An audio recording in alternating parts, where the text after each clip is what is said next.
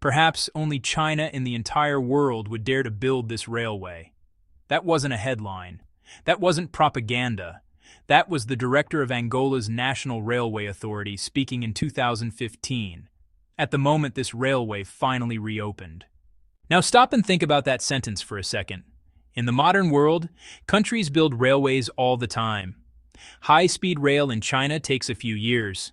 Mega rail projects in Europe cost billions but follow predictable timelines. So here's the question that should immediately bother you. Why did this single railway take 10 years to build and nearly $2 billion just to restore an old line? The answer is almost unbelievable, because buried beneath this railway's entire route were more than 6 million landmines, not in one area, not at one checkpoint, but scattered along 1,300 kilometers of track. That means every meter of ground could kill you. One wrong step, one misplaced machine, one mistake, and a single explosion could trigger a deadly chain reaction. This wasn't construction, it was survival. That's why this railway had remained unfinished for over 100 years. Empires came and went, wars were fought, governments collapsed, and the tracks stayed broken, which leads to the real mystery of this story. Why did China step in when everyone else walked away? Why take on a project that combined war debris, live explosives, brutal terrain, and massive financial risk? And what would happen to Angola if this railway failed? Again. Because this wasn't just a railway. It was the difference between a country staying frozen in post-war collapse or finally moving forward. And to understand why this project mattered so much, we first need to understand Angola itself. On paper, Angola should be one of Africa's success stories. It sits on the southwest coast of the continent, with more than 1,600 kilometers of Atlantic coastline, a natural highway for global trade. Beneath its soil lie enormous oil reserves, making it the second largest oil producer in sub-Saharan Africa. Its diamonds rank among the top 10 in the world. In other words, Angola isn't poor because it lacks resources. It's poor because it couldn't move them. Decades of civil war didn't just destroy buildings, they shattered the country's economic backbone. Roads were blown apart. Bridges collapsed. Entire regions were cut off from the coast. Imagine owning a warehouse full of valuable goods, but having no roads, no trucks, and no safe way to reach a port. That was Angola's reality. The economy became dangerously narrow. Almost everything depended on oil exports. When global oil prices rose, Angola breathed. When they fell, the entire country staggered. There was no buffer, no alternative engine of growth, and the biggest reason was simple: transportation. Angola's interior is vast, resource-rich, and full of farmland and minerals. But without a functioning railway, those regions might as well have been on another continent. Trucks were slow, dangerous, and expensive. Many routes didn't exist at all. Some were still mined. That's why the Benguela Railway mattered so much. It wasn't just a line on a map. It was meant to be Angola's main artery, a direct connection from the inland heart of the country to the Atlantic Ocean. Without it, oil stayed dominant, agriculture stayed trapped, and regional trade remained impossible. So while Angola looked rich from the outside, inside it was economically paralyzed. And the cruel irony was this: the one piece of infrastructure that could unlock the entire country had been sitting there, broken, abandoned, and deadly, for decades. To understand why no one dared touch it, we need to go back in time, to when this railway first became a victim of war. The Benguela Railway was never meant to fail. It was originally built during the colonial era as one of Africa's most ambitious rail projects, a steel corridor stretching from Angola's Atlantic coast deep into the interior of southern Africa. At its peak, it was a vital trade route, carrying minerals, agricultural goods, and people across borders. Then war arrived. When Angola's civil war erupted in 1975, the railway didn't just stop running. It became a battlefield. Bridges were blown up. Tracks were torn apart. Stations were destroyed or abandoned. over time, nature reclaimed large sections of the line. But the real horror wasn't visible from the surface. Landmines. As the war dragged on for decades, millions of landmines were buried across the country, designed not to win battles, but to deny territory. By the time the war ended in 2002, estimates suggested up to 10 million landmines littered Angola. And along the Benguela Railway alone, more than 6 million. That made it one of the most heavily mined transport corridors on Earth. These weren't neatly marked danger zones. Many records were lost. Some mines shifted underground over time due to floods and erosion. Others sat untouched for decades, still active, still lethal. This is why the railway stayed frozen for nearly a century. For any company considering rebuilding it, the problems were overwhelming. No clear construction timeline, massive safety risks for workers, costs that could spiral out of control, and almost no chance of short-term profit. Every kilometer cleared could reveal dozens more explosives. Construction could stop for months just to make a single stretch safe. From a business perspective, it was a nightmare. So the Benguela Railway became something everyone talked about, but no one touched. Which is why, after the war ended, Angola went searching for help. And one by one, the answers came back the same. No. When Angola's civil war finally ended in 2002, the country was exhausted, but hopeful. The government knew exactly what needed to be done. If Angola wanted to rebuild its economy, restore trade, and stabilize society, the Benguela Railway had to be brought back to life. So Angola did what many post-war nations do. It turned to the international community. First came the Western countries. Not because they lacked sympathy, but because they did the math. From their perspective, the risks were enormous. A railway buried under millions of landmines, a weak post-war economy, fragile institutions and legal systems, and no guarantee the project would ever be finished. For profit-driven companies, this wasn't a development project. It was a financial black hole. So one by one, potential partners declined. Not publicly, not dramatically, just quietly stepping away. That's when Angola started looking east. In the early 2000s, China was in a very different position. Its economy was growing at breathtaking speed. Factories were expanding. Cities were rising. And all of that growth demanded one thing above all else: energy. China also had something few others did: massive experience building infrastructure under extreme conditions. Highways across deserts, railways through mountains. Mega projects completed not in decades, but in years. But the most important difference was mindset. China was willing to think long-term. Instead of demanding immediate returns, China proposed a different model: oil for loans. Angola would use its future oil production as collateral. In return, China would provide funding, engineering expertise, and construction teams. No political conditions, no governance lectures, just a transaction based on mutual need. This wasn't charity. It was a calculated gamble. China was betting that Angola would recover. Angola was betting that China wouldn't walk away when things got hard. And at the center of that bet stood the most dangerous railway project on the continent. What came next would test that partnership in ways neither side could fully predict. Once construction began, reality hit immediately. This was not a normal railway project where engineers arrive first and machines follow. Here, demining crews led the way.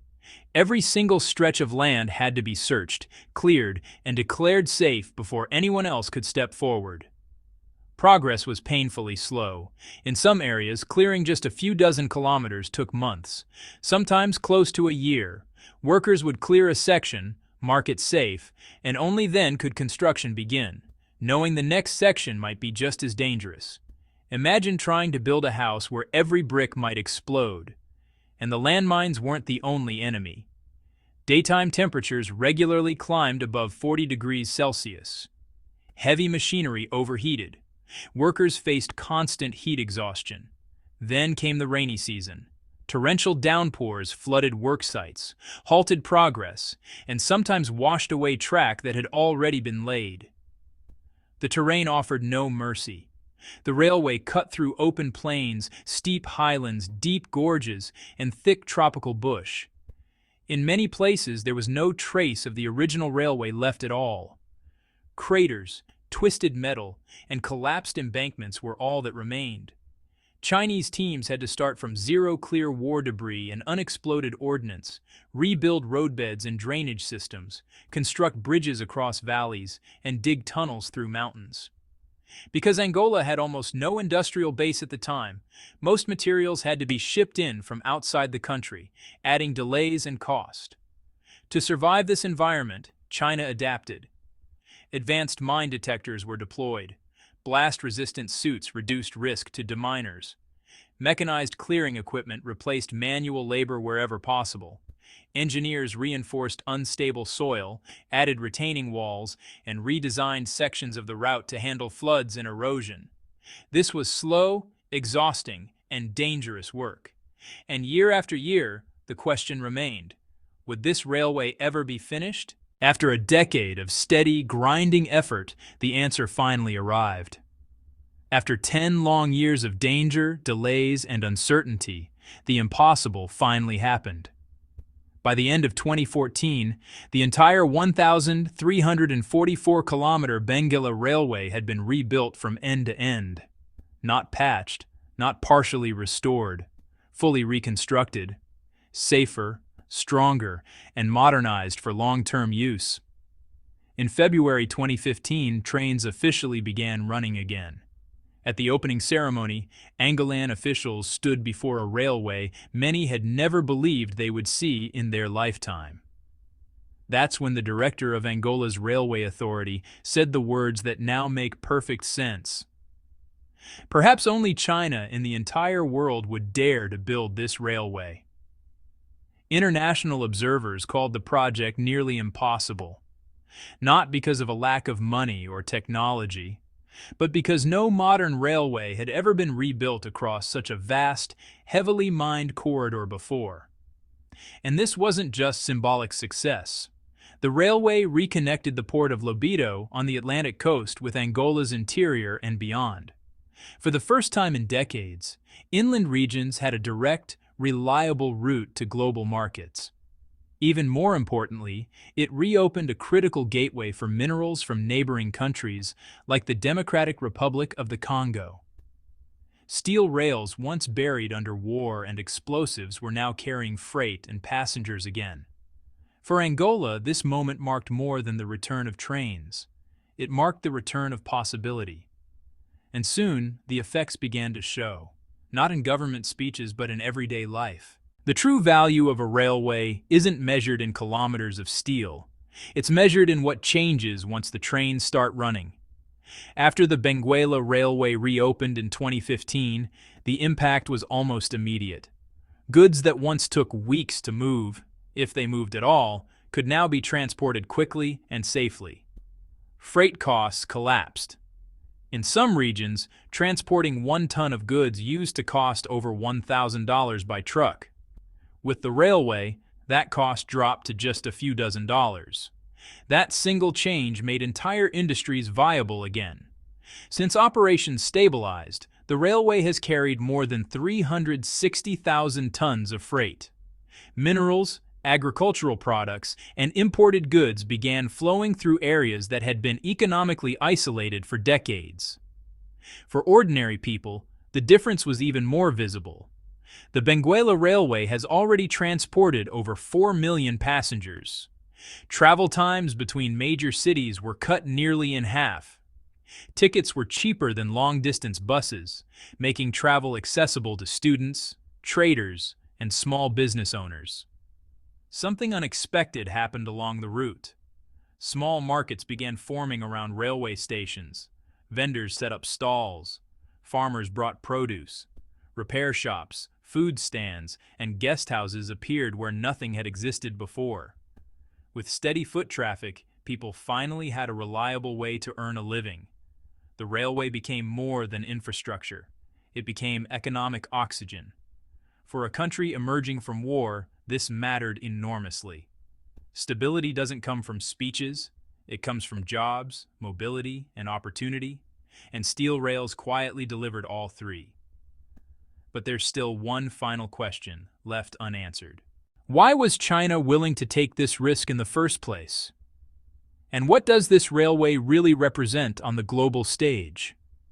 To understand why China took on a project this dangerous, you have to look beyond Angola and beyond the railway itself.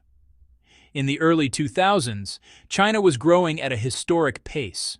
Factories were expanding, cities were rising, and millions of people were moving into the middle class. All of that growth required one critical resource: energy, and lots of it. At the time, oil supplies from the Middle East were increasingly uncertain. Political instability, conflicts, and shipping risks made long-term planning difficult.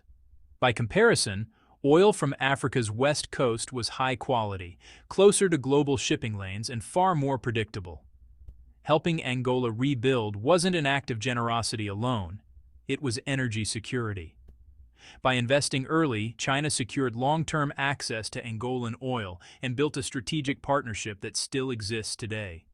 Angola is now one of China's top oil suppliers, a position shaped directly by decisions made during this post-war rebuilding period.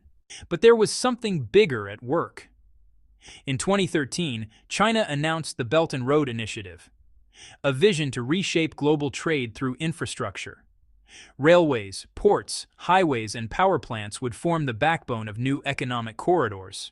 And Africa, with its huge potential and weak infrastructure, was always a key piece of that plan. The Benguela Railway fits this pattern perfectly. It represents an infrastructure-first approach, building the foundations of growth before demanding results.